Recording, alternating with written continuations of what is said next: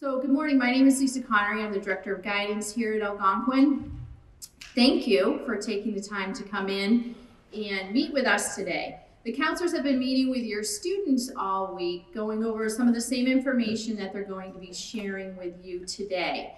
Before we get started, I'd like to take an opportunity just to briefly introduce the counselors who your student is assigned to. You will be staying with this counselor throughout your time here at Algonquin. And as we move through the post-secondary planning process, you will be working more closely with each of the counselors. So I have right here, we'll start with Pam Mackey. Morning, Ms. Mackey. Next to her is Kate Mulcahy. And Andrea Hodgkin. Stand up so everybody can see you guys. Yeah, there we go. Dave Breglio, and next to him is his twin, Jason Lassard. They're dressed alike today. They didn't plan it. We have Miss Haberman, Becca Haberman. Yep, stand on the chair, Beck, so we can see you. And then we have, last but not least, Linda Hutchins.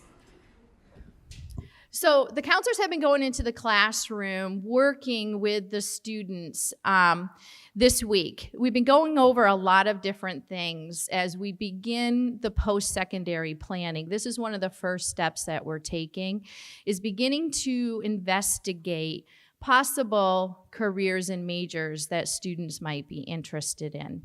The counselors have been talking about the PSATs. So we've started to briefly talk about standardized testing and the PSATs in the fall and SATs in the spring, SATs and ACTs in the spring of junior year. We're only briefly touching on some of this information with the students because we certainly don't want to increase any anxiety around the testing process, but we want to make sure that we're sharing enough information with students and families so you feel prepared to engage in the process. We've also been talking about course selection. We will start the course selection process online through iPass on Monday. We will be sending out some information later on today electronically through Naviance. Many of you should be receiving communications from us through Naviance. It is the Algonquin Gmail, so if you do see Algonquin guidance emails come up, we are emailing you through Naviance, our college and career planning program that we utilize.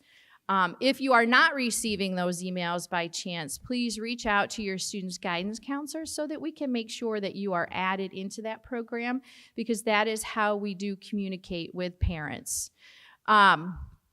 We have also been, so we're going to be talking about course selection. We're going to be going over graduation requirements, and we've been sharing all of the same information with your students. We will also go over the career assessment that we have been doing with students this week called the Do What You Are, which is based off the MyersBriggs. So we are beginning to, work with students to start to think about and reflect on their personal preferences, their interests, their passions, and make connections to how all of that, could potentially be a career, a major. So we're beginning to encourage them to investigate. We will also be, following up in April with additional sophomore workshops. That's when we're going to delve a little deeper into the assessment to help students really understand, themselves and their personal preferences and how that aligns in the world of work. All right, so each of the counselors are gonna, kind of cover those different pieces throughout the presentation. We'll hold questions to the end. We'll do a Q&A at the end, and we'll answer any questions that you might have. All right, so first up, I think, is Andrea Hodgkin.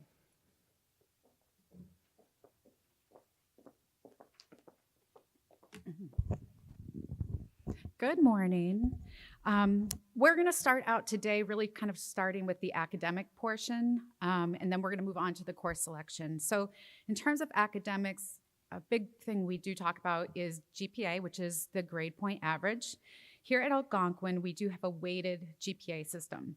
Okay, so that actually takes into account the difficulty of a class. So an AP class, for instance, would be weighted more than an honors class and weighted more than a college prep class. If you actually turn to page 2 of your workbook, you're going to see a chart. And Becca has brought this up. So this is exactly what you see in there. You can see how the grades are calculated based on the quality points. If you actually want to see how this is calculated and use a formula, this is actually in the program of studies, which is online. All right, so GPA, that's calculated once a year. And it's always calculated at the end of the school year, so it's based only on final grades. So in June, we will actually have your students' GPA. That's the first time we will be reporting that. And that's going to be posted on Naviance, and that's the program Lisa had just talked about, and we're going to get further into that this morning. But we will post that at the end of the year, okay, and that will just include 9th and 10th grade. So GPA, oftentimes people are asking how it's used. So originally it was actually used to report class rank here. We no longer are ranking our students, so it's not used at all for that purpose. Here though, GPA really is used for eligibility for honor roll and certain programs like National Honor Society, there's English Honor Society, Science Honor Society, Art Honor Society, it keeps going on, but a lot of those would be based on a certain GPA. Outside of school, a big portion of the college admissions is grades. So looking at the transcript, so GPA is something that would be considered. Also scholarships, that's something that the GPA is part of. And then even outside of school, like good driving, good student driving discounts, like for insurance, oftentimes students, if they have certain grades, we here at school just sign off and they can get insurance, good insurance rates. Okay, so the last thing I really want to talk about with the academic portion and GPA is something called exemptions. Okay, so Algonquin has a policy in place that students can exempt one non-required course each semester from their GPA. So by exempting it, what that means is we do not calculate that grade into our GPA.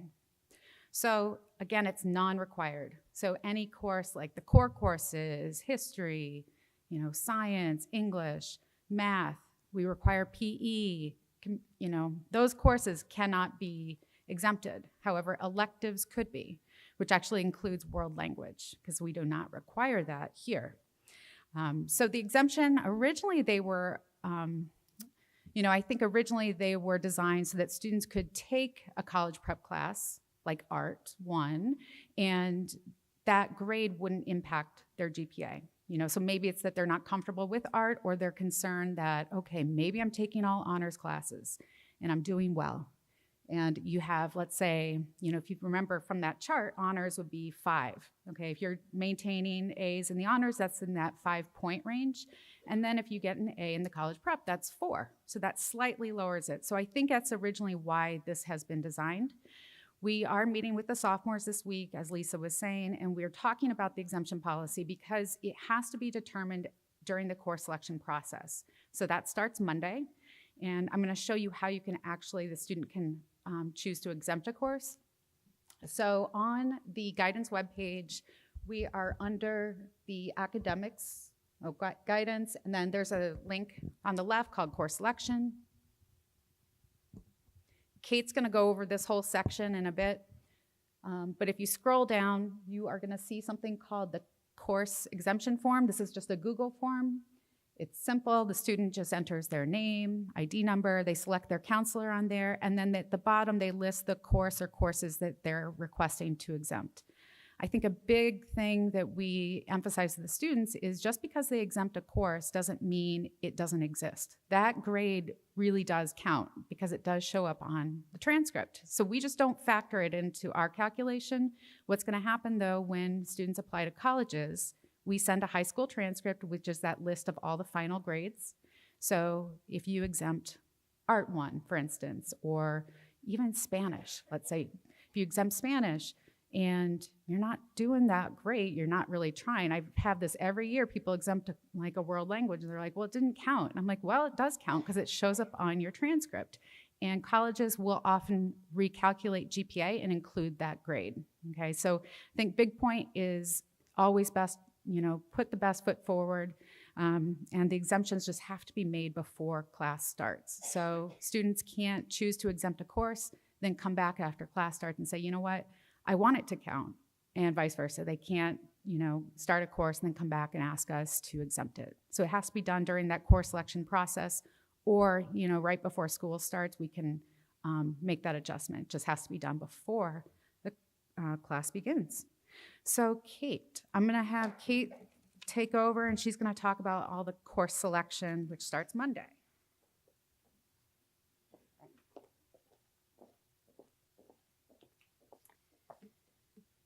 All right, so course selection.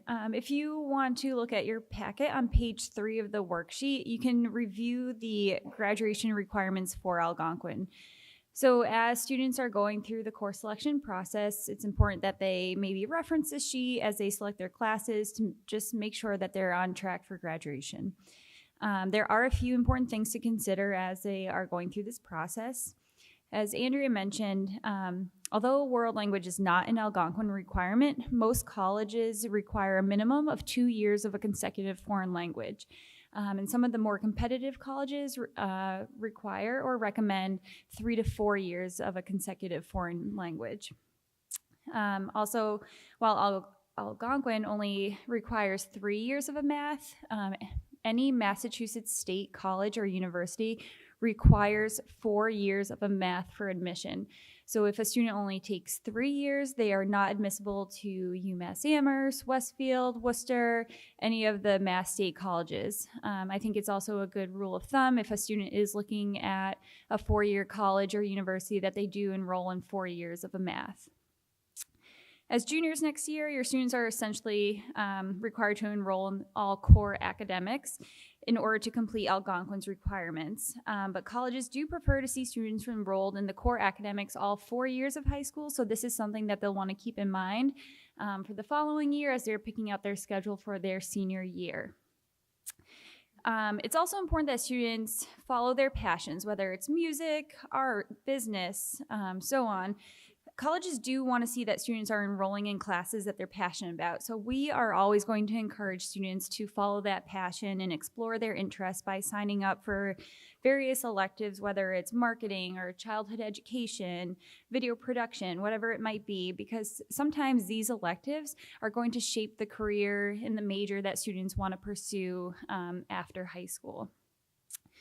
So as Andrea mentioned, Algonquin's course selection begins on Monday, March 4th. There are a few things that I do want to point out as we approach the beginning of this process. So first, if you go to Algonquin's website, click Academics, then Guidance, it will bring you to our page, and from here you want to click that course selection tab again. So students can click on the iStudent course selection instructions to open a document that gives step-by-step instructions on how to complete the online course selection process. As you can see, there's also a link for the iParent course selection instructions. So as parents, you are required to approve of the students' courses for next year through your own iPass account. So to get to iPass, you can click on Families and then scroll down to iPass. If you don't have an iPass account yet, you must first request access, which can be done by clicking right there. Click here to register. It does take a little bit to be approved, and then you can set up your account, but it's important that you do this so you can log in and ultimately approve the courses that your student plans to take for next year. All right, so if we go back to our website, so teachers will recommend students for next year's courses through iPass, so students will be able to view these recommendations, again, starting on Monday when they log into their iPass account. We ask that students include 3 to 4 elective courses in their iPass selections. So teachers in English, social studies, science, math, and world language will recommend the students for the elective courses within those disciplines. So it's important that students, speak this week, next week, and so on with their current teachers about the electives that they're interested in. So students can select electives from the fine arts and applied arts themselves. So this is a screenshot of what it might look like. So if a student is interested in signing up for photography or drama, they can enter those themselves. If we just scroll down to the next screenshot, this is just a brief clip of kind of what it looks like when the student goes to enter those electives. They can search for it, they can enter the course ID number, and we'll show you where to find that in a moment. So that's how they select their elective courses if it's a fine art or an applied art. Again, any other elective, whether it's science, a science elective, a social studies elective, their world language, that is recommended by the teacher, so that will be on their iPass account when they log in. So students should also include alternative electives in their iPass in case their chosen elective is unavailable. Or if there's a conflict within their schedule, they may be able to pull up one of their alternative electives. So again, you want to make sure that your student is giving us some backup electives. It's important that students approve all the courses they wish to enroll in through iPass by checking the appropriate box, and that you approve the courses as well. Again, these instructions are found on the website that we showed you in that Word document. And course selections must be completed in iPass by March 15th. So it's 2 weeks. A few other things to point out on the website. So the 2019 Program of Studies. So students can reference this if they have questions about what a course entails, or if there's a prerequisite that's required for the course. So this weekend, as they're starting to think about some electives that they might be interested in, or they've heard students talking about an elective and they're not quite sure, what the elective involves, they can just log in here and read about it. So next up, the 4-year course of study plan. So this can help students map out courses they wish to take, not only this year, but even through their senior year. So they can kind of map out how these courses may fit into their schedules as they move on.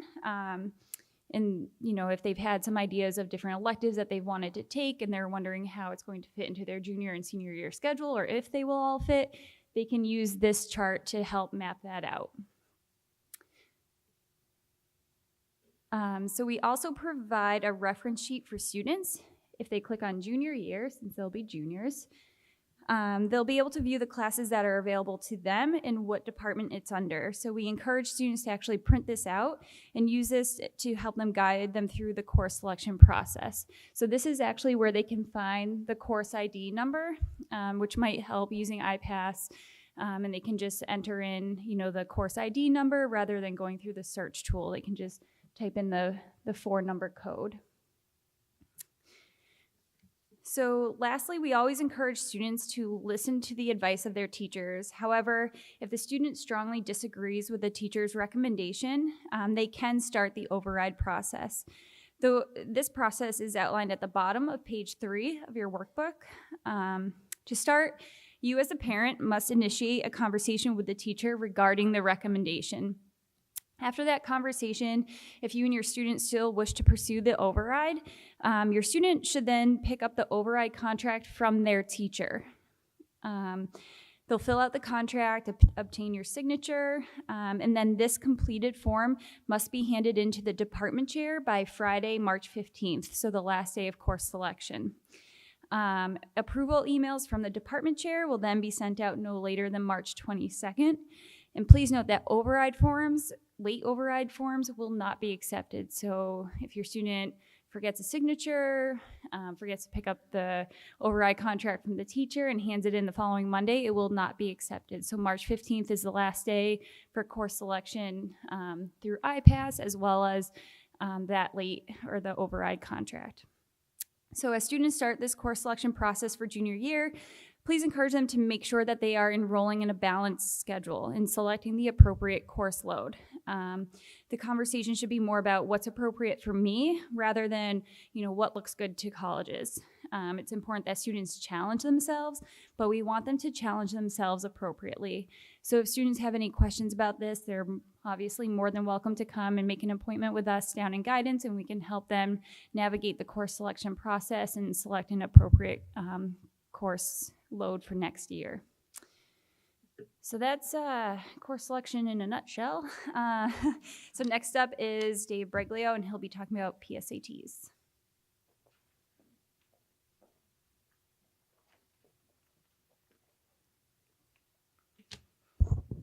Okay, thank you for coming in this morning. So I'm going to talk about the PSATs, and I'm also going to briefly introduce the CRC, which is our Career Resource Center.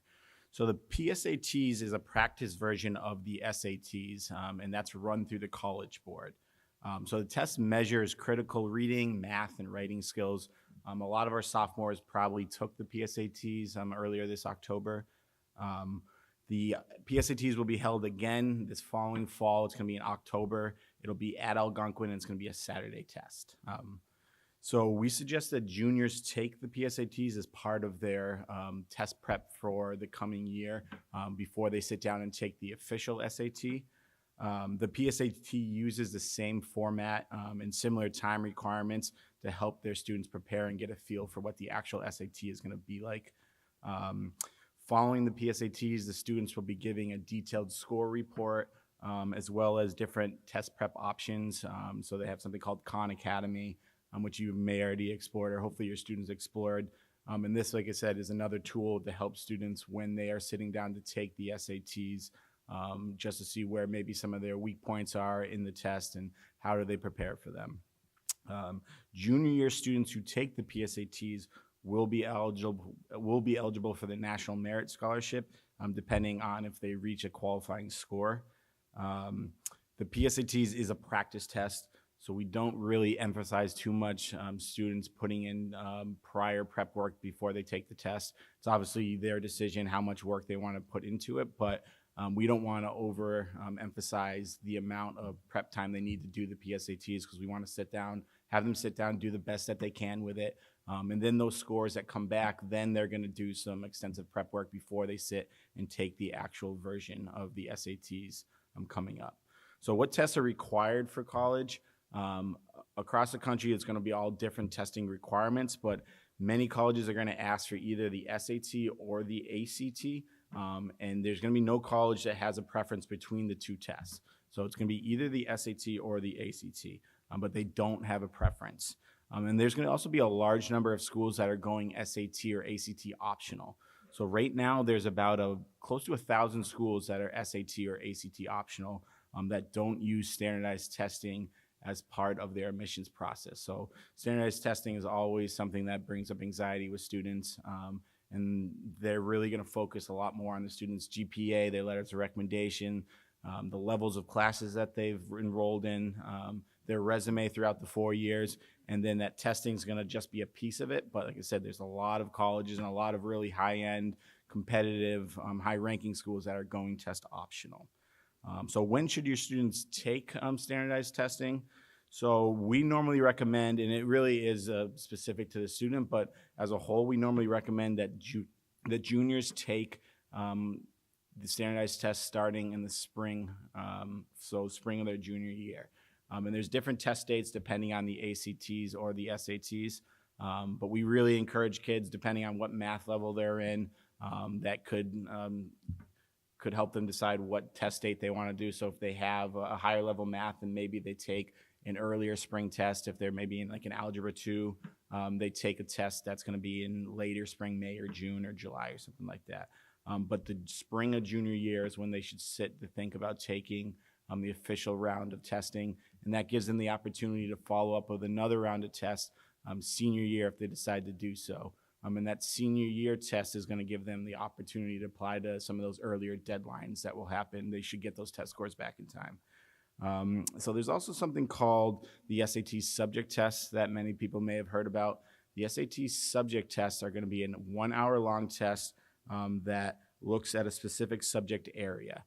So sophomores should think about subject tests depending on, so some sophomores that will take the subject test would be someone who's maybe in an AP US History as a sophomore, and then they're preparing for the AP test later in the year. They should possibly think about taking the history subject test, which would be in June.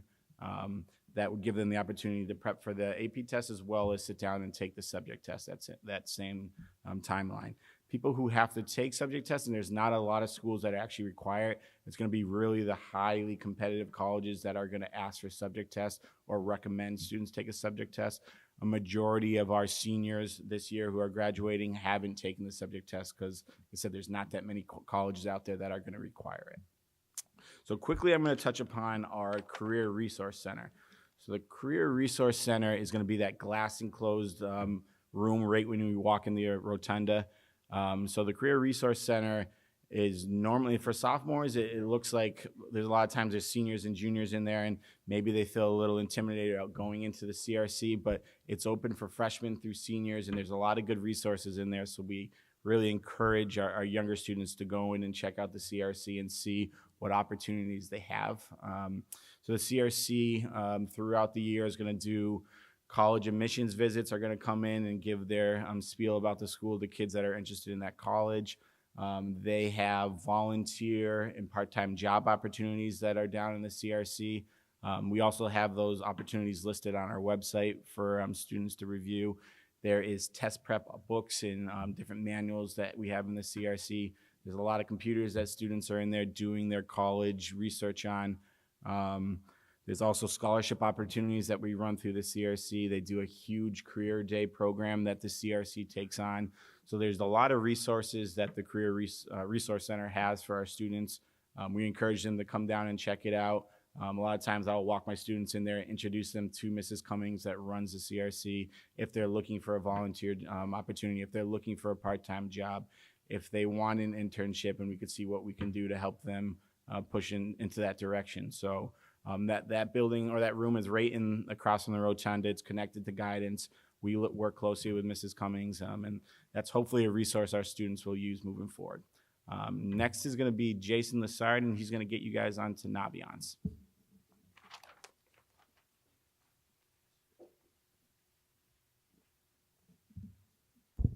Good morning. So we want to turn to page 7, and I'm going to be discussing Naviance, as Dave said, and we recently introduced this program to your students. It's a college and career readiness program that the students will be working with until graduation. So this year we're going to focus on the self-discovery aspects of the program, but in our workshops this week, hopefully all of the students completed the Myers-Briggs personality test, which we'll get into in a minute. So Naviance, just so everybody knows, has some amazing tools which can help students understand their strengths, connect them with interest in specific careers, research careers, find out what related skills, tasks, earnings, and even related college majors are associated with that. These potential college majors can help us lead us into junior year and aid students with the college search itself. And then, believe it or not, we actually use Naviance to help identify and research universities junior year. And it saves accepted data from previous Algonquin alum. And that data is used to help students explore specific college admissions stats that will help them find schools that are a good academic fit. And lastly, during senior year, we actually use the program to assist them with the actual college application itself. So today we're just going to do a quick snapshot of the possibilities that Naviance offers to students. So this week, our sophomore students registered and activated their accounts. We introduced them to the home page and how they can find important emails. So when they log in, they can see updates from guidance. And what we first do is we just log into Naviance. We connect through the guidance homepage. They'll log into their account, which they created this week. And right off the bat, we can see that welcome message, welcome sophomores. It says PSAT scores. So that's an important box they always want to look at as soon as they log in. We put updates in there constantly. And then at the top of the screen, there's a little letter there or envelope with 14 new messages. So that's another piece of Naviance that we introduced them to. But beyond that, we explored the About Me tab, and we had them review their account. So when they click About Me, they'll go to My Account, and they review their account. And when you scroll down, you'll see that is actually where we post their GPAs.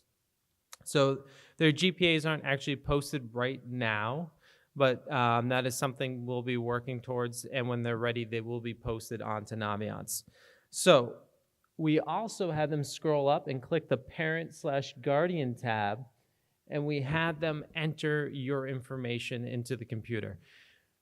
They should have put your email address in there as well, and once they've done so, you'll be able to receive a registration email with an access code, and then you'll be able to log into Naviance and be able to view things that they've done. You won't be able to edit anything, but you'll be able to view their account, It's important to note that if you have another child who's already had an Naviance account, you should email your guidance or their guidance counselor, and we can link your accounts. So if you already have one active, that way when you log in, you choose which child you want to view. So just make sure you email your child's guidance counselor if you already have a child with a Naviance account. So for today, what we really focused on was the Myers-Briggs personality assessment. And that assessment that they took is going to be found under the About Me, My Assessments, and the Do What You Are. So you can turn to page 8 in the handbook, and on there it breaks down different personality types. So what the students did was they answered a questionnaire which indicates psychological preferences and how they see the world around them and make decisions. Everyone at the end of the assessment is given a 4-letter personality type. We will be running a future workshop with all of the sophomores to help them better understand their personality traits and how to recognize strengths with their potential blind spots. So the first letter will indicate whether they are an introvert or extrovert. Extroverts tend to draw their energy from groups and work well with big teams. Introverts recharge by spending more time alone, and it's said that they often may reflect a bit more than others. So second letter indicates whether they are sensing or intuition types. A sensing type would be a great observer. So for example, if they look at a picture of an apple, they will tell you and present you with a lot of factual evidence. It's green, it's shiny, it's round, has a light brown stem, etc. Intuition types will be a bit more abstract. They may see that apple and they may see apple pie, or maybe they recall apple picking with their family. The third letter is the feeling or thinking type.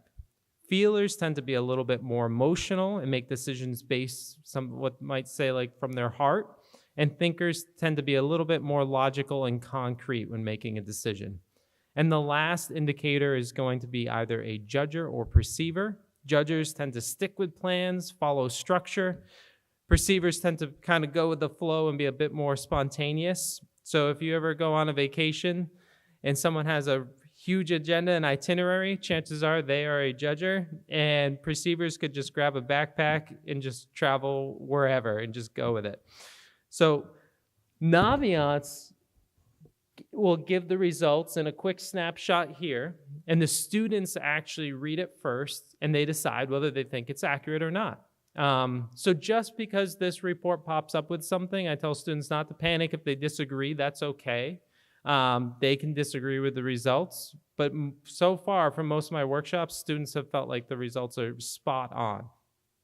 So view full report is something that they should all look into. And this is actually, I think, a great opportunity. If you sit down with your children, ask them to view this report and go through with it with them. I think the kids have found this stuff fascinating, and they think it's a lot of fun, and they're talking to their friends next to them and saying, oh, I got this and I got that, and look at my strengths and whatnot. So it's a great opportunity where you could sit with them and go through it as well. So we'll give them like an overview. It tells them the strengths, as I said before, maybe some blind spots, things to know about themselves. So also college satisfiers and career satisfiers. So looking forward, different points that would be a satisfier with their personality. And then it gives some other insights as well. So again, we'll cover some of this a bit further in our next workshop, but it's a great introduction, and it's a great way, I think it's a great talking point to sit down with your student. So from there, though, we go back. And this student, as you can see, they indicated that the results were very accurate. But there's a SeeRelated Careers at the bottom. So we have students click the SeeRelated Careers, and this will give a list of careers that are suitable from their points of interest that they included with the survey.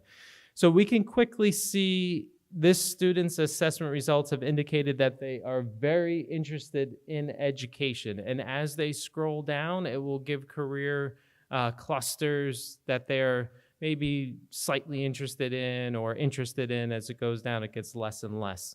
So if we go to the top and we look at this very interested, we can click Show More and see all the different careers listed in those categories.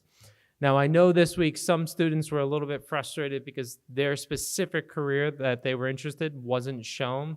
That's okay. This is just one tool of many. And to be honest, like from what we've seen, it's a little bit funky. So what I recommend students doing is two things. One is first take a look at it. Anything they're slightly interested in, they should just put a heart next to it, so the favorite. So they can simply click on favorite. That's something I want to know more about. Maybe they want to know more about administration too, so they can go up a little bit, or yep, that's fine. So they can favorite a couple different careers and add them.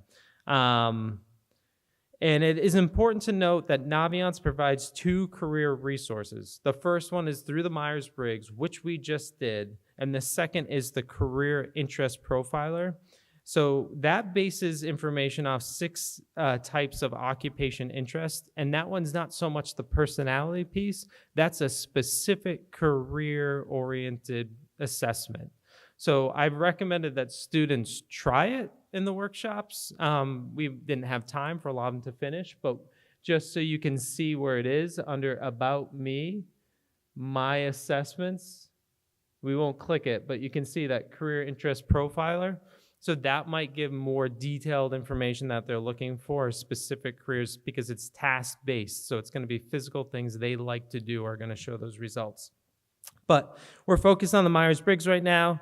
So when adding a career, what we want to do is we'll actually click careers and we'll click careers I'm thinking about. So now everything we've hearted is going to show up here, and it's going to save all the different careers that we're interested in.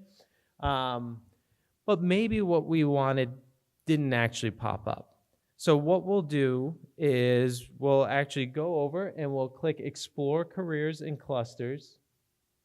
And maybe I know I'm interested in electrical engineering. So I can simply type in electrical engineering. And it should pop up, or engineer, there we go. So it pops up right there. So we'll click on that career.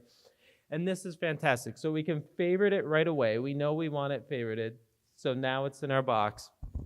So it gives us a nice overview of the career itself. And if we scroll down, it gives us a bunch of other related occupations we can click on and explore those and add those as well. It gives us related majors. So now we have an idea of some related majors going forward. It gives us related clusters and pathways. So it gives us engineering and technology, science, technology, and engineering. And if, let's say we click on one of those pathways to see what it's about. So we can click on, sure, engineering and technology.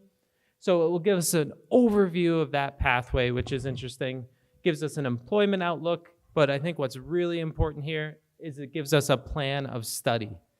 So this is the suggested pathway for students interested in this cluster. So that science and engineering field. It will show us what courses you should be taking in high school and what courses you should be taking post-secondary at a 4-year institution. So a lot of students, the timing of this, I think, is all purposeful. So we're doing course selection on Monday. We did the career interest this week. So hopefully they're pulling some of this information from the career interest stuff, thinking about, oh, I never thought about education. Algonquin offers a great early childhood education class. Oh, looking, if I want to become an engineer, if this is my pathway, maybe I should think more about a specific science course or whatever it may be. When Ms. Mulcahy pulled up that huge sheet with all the different elective courses we have at Algonquin, there are so many different courses that they can look into and take advantage of for next year. And that's why we start all of this now. So we'll go back. And so we only looked at the overview. There's a knowledge and skills tab. So this will tell you sort of all the different types of skills that you'll need and abilities that you'll need to be successful in that career. And then if we scroll up, there's tasks and activities. So you can see typical tasks you might do in a day or work activities. So, you know, some students may start looking at careers, not know much about them, and then see what the activities are and say, well, I have no interest in that, and it's out. They can unfavorite it right away. I'll be honest, 99% of students automatically just go to this first tab and they click wages. So they go right there and they see what you make in Massachusetts. You can see it broken down by state. You can see averages. I say take this with a little bit of a grain of salt. If you scroll to the top, so, 90% at least made a certain amount, 75 in the top 10. So you got to kind of figure out, is this an entry-level part at the 90%? And as you go forward in your career, where you might end up. So then the do what you are, again, gives career choices based off interest levels that the student indicated. That career interest profiler I talked about earlier, that's going to be based off the physical tasks. I think that might be worth pursuing if they're really stuck and not quite sure what they want to do. That's another tool that can help them maybe find some other things and relate to other classes that we have available at Algonquin. So Naviance is an amazing tool. This is just a little snapshot. So I encourage you to go in, and I encourage you to sit down, have your child log into their account and go through some of this stuff. Because when you look through your account, you're going to be pretty limited. You can't favorite things. You can't add or remove different things. So when you're sitting down with them, you guys can actually manipulate and do some of the tools together if they log in. So the last thing I just want to remind you, course selection is coming up. Have them try to relate some of these things to potential classes that we have. So do we have classes that might relate to some of these careers? So Pam, or Miss Mackey, sorry, is going to go on, and she's going to do the resume section and tie it up.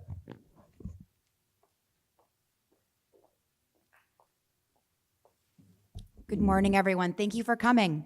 Naviance has another feature that I'm just going to cover briefly, the resume. If you click on the About Me tab and you go to My Stuff, there's a resume builder right there. Now, a lot of students right now are spending some time thinking about getting their driver's license, making plans for the summer. Students may be working and thinking about, having a summer job. And so this is a great way to start to build a resume and also to track things that the students have been doing last year and this year. When it comes time to apply to colleges in the Common App, there's a section that asks for specific activities, jobs, volunteer, athletics, and this is a great way to start listing it so that you're tracking everything that your student is doing. So I'll just show you a couple things on here. Work experience. Now, a lot of students don't have any practical work experience yet. However, I mentioned to them, hey, if you shoveled your neighbor's driveway, if you've been doing any babysitting, you can go ahead and add that. There's also a section for volunteer service, so any type of community service that the student has been doing can be included there. Extracurriculars and activities, we have very, very busy kids, and they're doing all sorts of clubs after school. So if they don't have a ton of work experience, that's fine. Showing that they're dedicated to the community and involved in school is a great way to show what good citizens they are. So this is a wonderful spot to include some of the clubs that we offer at the school. And then there's also a spot for athletics. So this is, again, a great way for students to show what they've been doing and to track the things that they've done, also for possibly applying for jobs this summer. Once the student has gone in and added everything that they'd like, there's also a spot where they can format the resume.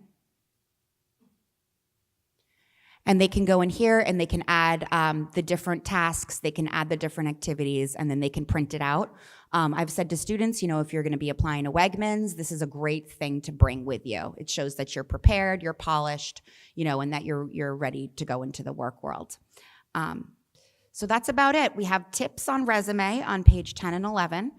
The main things that we've been emphasizing to the students are always proofread, make sure that your information is front and center on there, always be truthful, keep things simple. It should be one page, and we're obviously always letting kids come in and meet with us if they want to talk about the resume. All right, well, that wraps it up. You want to do Q&A?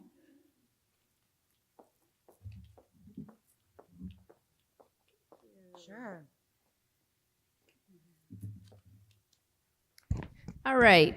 Becca and I, Mrs. Haberman and I will go ahead and do the Q&A. If you have a question, just raise your hand. We'll bring the mic over to you so that everybody can hear your question.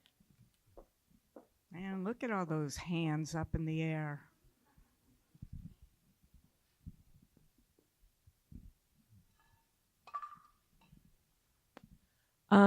So in reference to the SAT subject test, is there any, I guess, negative to taking that? So like my daughter's in APUSH now, and if she went ahead and took the subject test in June, is there, if she doesn't do well on that, does that look bad? Will they get that report, or do I have to send that? So subject tests are out of, I don't know, about the 5,000 colleges that we have between the United States, Canada, Guam, Virgin Islands, Puerto Rico. We got all sorts. Only about 100 colleges require the subject tests. So if you're looking at a Harvard or something like that, and they're doing well in AP Push and they want to take the subject test, they can, because they don't really have to prep for it if they're taking the AP exam. However, I call SAT and ACT as the other standardized tests that the kids will take. Honestly, they're the evil empires. They charge a lot of money. And so if you think that your student might be looking at like a Harvard or a Yale or something like that, yeah, they could. Typically, colleges are only going to want to see 2 subject tests in a discipline that they might be going into. So, for instance, if a kid's going into engineering, they want to see a math and a science. They don't care about the social studies. So it's up to you and your student, but I really don't put a whole lot of pressure on the subject tests because it's more about the regular standardized test. And even with that, there are more and more colleges each day coming up and being test optional because SAT and ACT spend a lot of money promoting themselves, and there's a lot of money out there for test prep. And colleges are realizing that one standardized test sitting there for 4 hours taking one test does not define a student, and it does not show how they will do in college. So we're really working to demystify that. And of colleges who are test optional, that includes schools around our area like WPI, Holy Cross, Assumption, Bates, Bowdoin. So it's not just, schools that maybe you've never heard of. So again, it is a necessary evil. I'm also telling students that in terms of testing, I've had a couple of sophomores already come to me thinking that they might take the real SAT this spring. I'm like, why would you do that? You're only a sophomore. There is not this big, you don't need to take these things 5 times. We tend to see very little difference after 2 times of a kid taking a test. Sometimes I tend to see kids going down the more time that they take the test. I'd rather have them be in school learning more about how to read correctly, how to find those answers next year, or if your kid's really busy and they are in an advanced math class going into junior year or something, they could do some prep over the summer. But again, the earliest I would have a student typically take an SAT or an ACT would be March. I mean, there's no rush for it. I would agree, Mrs. Haberman. I think over-testing can create anxiety for a student, and it's not necessary. They're going to do a lot of great prep in their classes. To answer your question, Mrs. Haberman hit on what is your student's potential major, right? And like she indicated, if they are, a STEM student, then they'd be looking for math and science. So APUSH might not necessarily help them, right? So I think it all depends on your students, on their major. Now, you did ask one question, how would it negatively impact them from a reporting standpoint? So if the student did, for whatever reason, did not do well, we'll go over like reporting scores later on, but they can choose to not send that score to their schools. Okay, so if things did not go well, or if they find they don't need it for their schools, they could choose not to send those scores. Okay.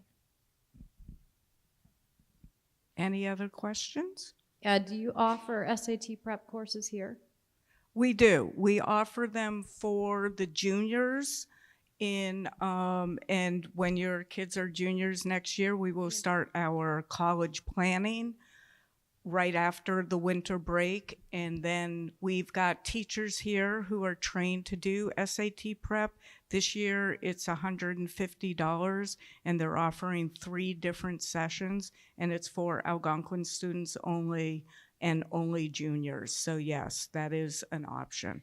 And next year, when your students take the PSAT, that then is a really good indicator of what they might need to work on. Some kids get math right away and have trouble doing the reading. And so what the prep classes do is teach them how to read things quicker, how to identify certain answers. They're not going to teach them the math.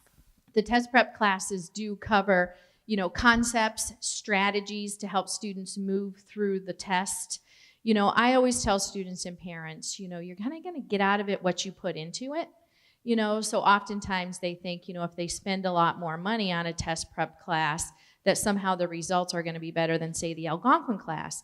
And that's not necessarily true. You can, pay $1,000, and if the student just goes in there and they're on their phone all the time and they're not doing any of the practice problems or anything, then you're not going to see a huge increase.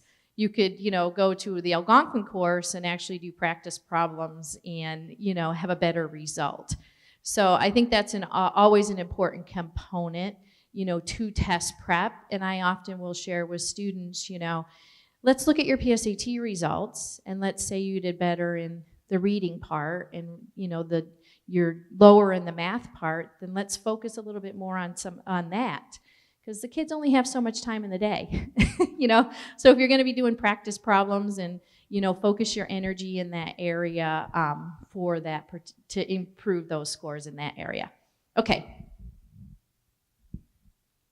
The PSAT that some of the sophomores took this year, is that the same test that the juniors are going to get next year? Not the exact same test, but it wasn't like dumbed down or anything, right? And is that pretty on level with what the SAT would be? So if your sophomore took a PSAT, they took a practice test. The PSAT is normed for juniors. When you got your results, and they might have looked up and seen that they did 75% overall. That meant that they scored higher than 75% of all sophomores, because they do norm it based on grade. However, that is the test that they will take as juniors. So I always say, if the student took the PSAT as a sophomore, it's not a bad idea to take it again as a junior. They'll have more math under their belt. They'll have more reading, and there is a possibility of scoring in that top 0.1% to get into national merit stuff. But do not prep for the PSAT. It's a practice test. So to answer your question, yes, it is. Sorry, I'm long-winded. No, it is. Yes, it aligns with the SAT, and it is a sampling of questions, similar questions that they might see on an SAT. Mm-hmm. Just as a follow-up to that, now with the kids that have taken the PSATs, we're getting bombarded with all kinds of summer schools and all kinds of classes. And I'm just wondering what the value is, if you recommend them, or how we should be looking at some of that. You want me to take this one? It's up to you if you want to. I'll fill in. It's up to you. College, pre-college summer programs, they are interesting. If they can be very expensive. So it does not help your student to do a pre-college program, say at MIT or BU. It doesn't help their chances to get into that school. Honestly, if it's something that they're interested in and they haven't had a chance to delve into it, it's a great thing that you can do, but it's the same thing as sending them to a summer camp. It's about meeting different people. Working at a farm, working at McDonald's is just as eye-opening and can really build some good, realistic skills for the kids. Sometimes I feel like there's such this push to have them be little adults already. Let them work over the summer. It's a great opportunity to be a camp counselor or something like that. Yeah, I would agree. No benefit in the admissions process, right? But definitely, I mean, if a family has the resources and the student is considering this as a potential major, before you start spending tens of thousands of dollars on their education, you know, it might be a nice opportunity for them to, you know, kind of further explore that. So it's really exploratory, but there's no benefit from an admission standpoint. Hi. I'm curious to get your opinion on the college coaching person. So I've heard sort of mixed reviews about this. I've heard some parents who have hired college coaches at different levels say it's wonderful. I work at Clark University, and I've seen the director of admissions literally groan about college coaches. What's your opinion? Well, again, I mean, I think I'm looking at your college coaches up here up front. You know, the counselors are very familiar with the process.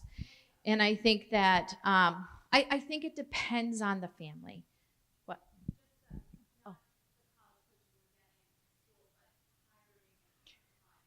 Yeah, that's what I'm getting to. Yeah.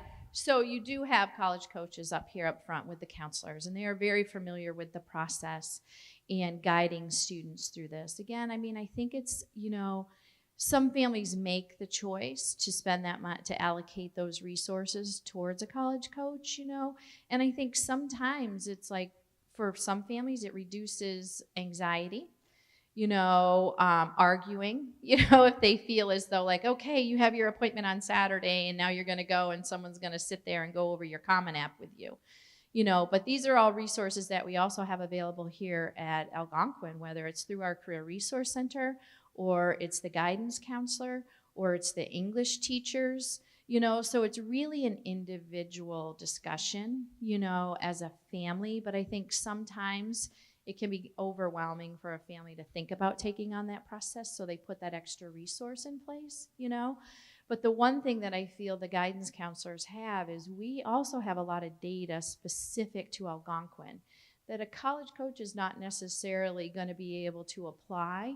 So sometimes we'll see lists that will come in that will be like maybe a little unrealistic, you know, and then we have to kind of have that conversation about, you know, helping to kind of balance the list. So you have a lot of great resources here, you know, that the community commits to supporting through the school, and, you know, and they're well prepared to handle that. But again, you know, on an individual basis, you might decide to put that resource in place, you know, to help with the process. I don't know. Yeah.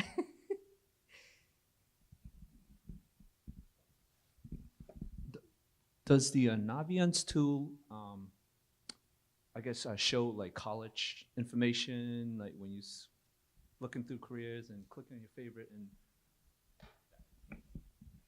So yes, Naviance will eventually. Now, we're not going to open that up right now to sophomores, all right?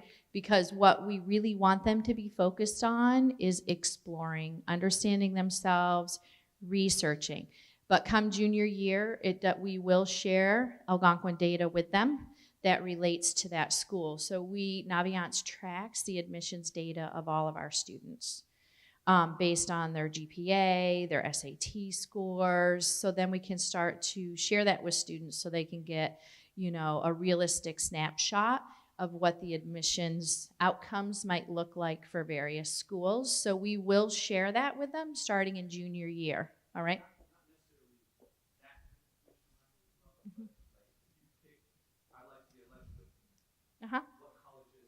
Oh yeah, it has it. All the colleges, yep. No, I'm No. saying it, I apologize, I didn't understand your question. So when they pick electrical engineer, yes, it will guide them towards colleges that offer that major and generate a list of schools for them to begin to research that have that major. And then next year, so once they've identified those potential schools, they start to visit them, they then can assess the admissions data from Algonquin students. Okay, so we'll do both.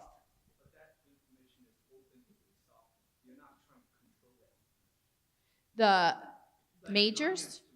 No, we're not, no, they can access to the majors in the list of schools that offer majors and stuff. Yeah, what? Uh-huh. It Yep, generates the, so you can, Yeah, yeah. can see Yep. a list of colleges. You can also go onto the college part and look at schools there. If you were planning to go out this summer, and let's say you were doing a vacation out in California and your student was thinking they might want to go to California, you could always look at that. And after course selection later on, if your student has questions about colleges, right now we are deep with our juniors doing individual college planning meetings with them along with course selection. We're also meeting with your kids in terms of course selection.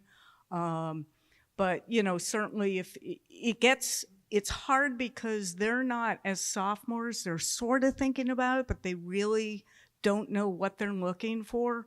So my thing is, go out someday in the summer, you know, go to BU, see what a city school is like, go out to UMass Amherst, see what it's like out in a college town, go down to UConn, that's its own college town. We've got so many resources here. Once a student really starts to find what fits them, big, small, cows, city, that kind of thing, it's really about the fit more than, academics are important, but you could be at a high-level academic school, and if your child does not feel like it fits them, they're not going to do well. They're not going to get out of it what money you're spending on it. So that's where we start. That's why right now what we want them to do is really think about who they are. What are their interests? Because if they're finding what they're interested in and they're taking the electives that we offer here to sort of broaden that, that will help guide them as they go into searching for the actual colleges, which we build lists for our juniors right now. And we've been doing this since we started our college programming with the juniors in the winter, and really highlighting, okay, this is your GPA, this is what you've taken freshman, sophomore, junior year. These are the things you're involved with. Tell me more. Tell me what do you like. And then we all have information about colleges all over the place that you guys have never heard of, where we've been on those campuses. So somebody talks about paying college coaches. They make a lot of money to maybe write an essay for a kid. Those college admissions counselors will notice when that essay is not written by a 17, 18-year-old kid. So that's the only caveat with college coaching. College coaching can be great in terms of if you're battling with your kid, it's not worth it. Hire a tutor to help them with their essay.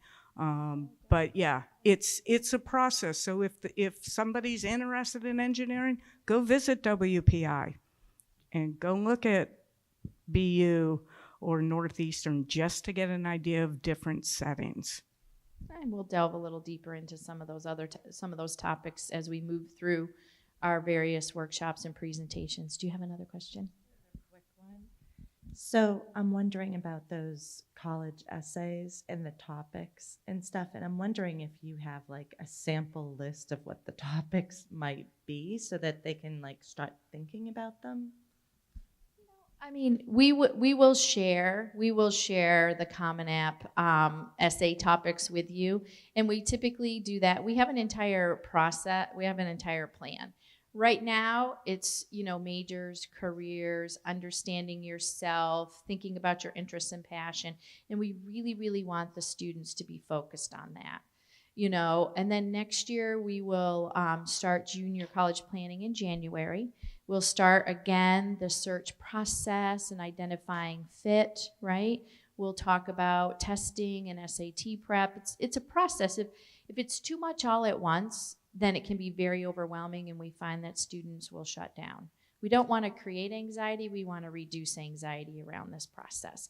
And every year, we have anywhere between 350, 380 kids, who successfully launch. They go through this process and they find some great schools and they're happy and they graduate and they head off, And so really our purpose is to break things down, reduce anxiety and stress, and we will come back to college essays in the spring of junior year.